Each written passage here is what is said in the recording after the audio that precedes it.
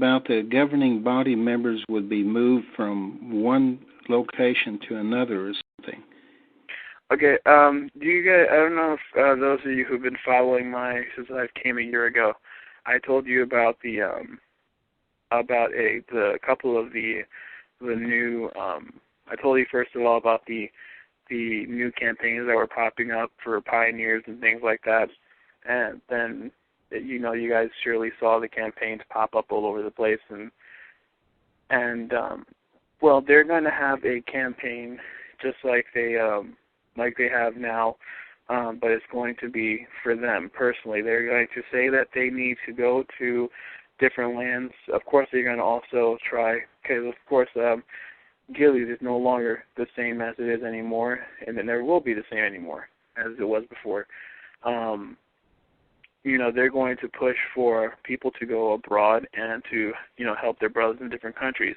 That's going to be their excuse for them going around the world to different branches and giving talks and things like that.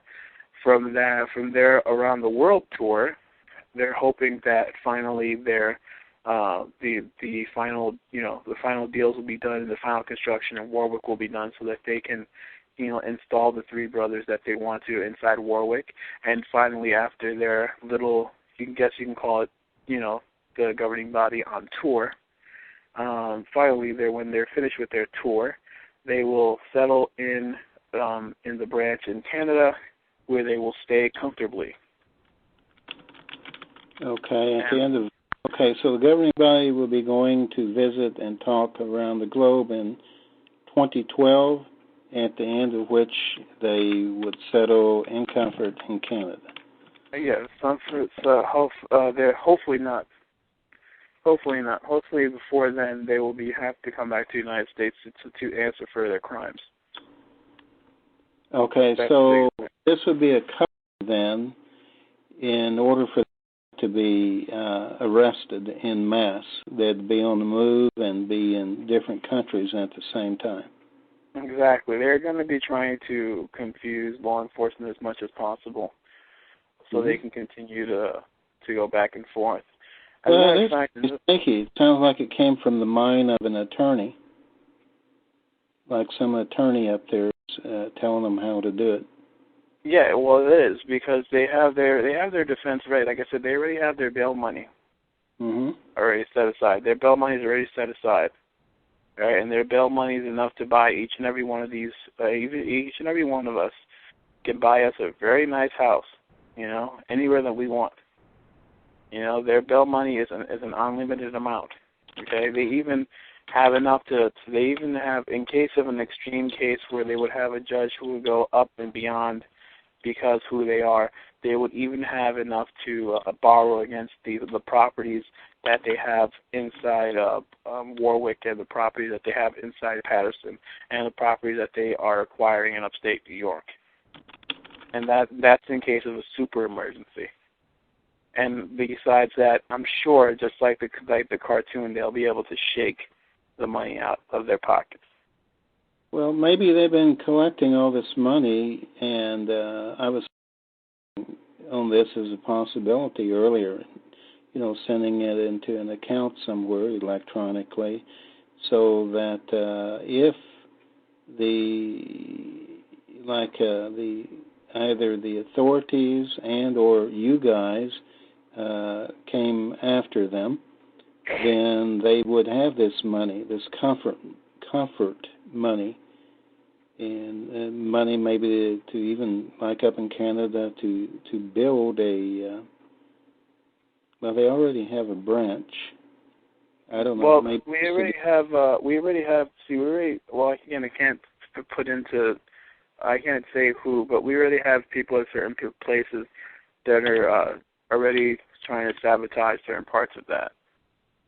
I can't say what part of that, because again, they'll show who it is exactly, but they're trying to sabotage that.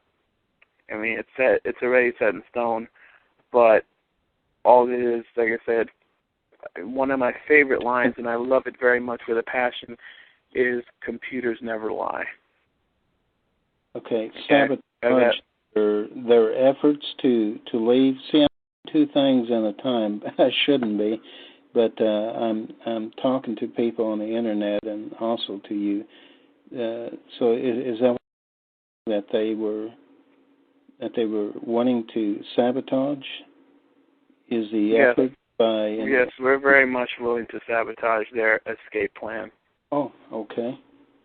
Yeah, there's nothing that we're not willing to do to make sure that this happens. You know, it's like I said, it's just like Reformation of old. We're willing to go the distance when it comes to making sure that each and every one of them pay, because we know that you're out there listening right now. We know that we know that you're hurting. We know how much you've been hurt. We know how much you've been damaged. We know that there's things that will never be repaired, no matter how much. If maybe one day you're going after monetary things and you want, compensation for what you've gone, but we know that there is no amount of monetary compensation that will heal some of the scars that you have incurred because of this, because of our unfortunate organization that we have. What we can do is with the new organization that we're trying to put together is destroy all the things that have been put up, destroy the doctrinal things that have been put up that are now just superstitions. I mean, like I said before, it's even fact that we talk about Catholics and we talk about them having the cross and symbols and things like that. We have our own symbols which we worship. The watchtower itself is a symbol. It's a symbol that is worshipped and it's shown with reverence. You see brothers and sisters all around the world.